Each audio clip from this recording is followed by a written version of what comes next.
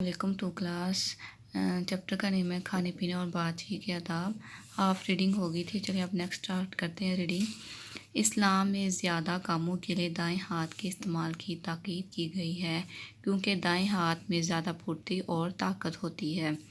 Plate کے درمیان میں سے نوالا لینے کے بجائے سامنے سے نوالا اٹھانا چاہیے۔ کھجور، انگور یا ایسا ہی کوئی پھل ایک ساتھ دو نہیں لینے چاہئیں۔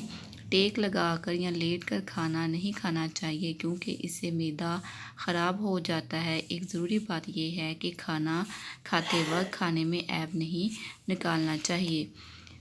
کھانے کے آداب کے علاوہ اچھی باتوں کو بھی اپنی عادت بنا لینا چاہیے۔ نبی کریم صلی اللہ علیہ وآلہ وسلم نے فرمایا، جو اللہ اور آخرت پر ایمان رکھتا ہے اس کو ہمیشہ اچھی بات کہنی چاہیے۔ فضول اور بے مطلب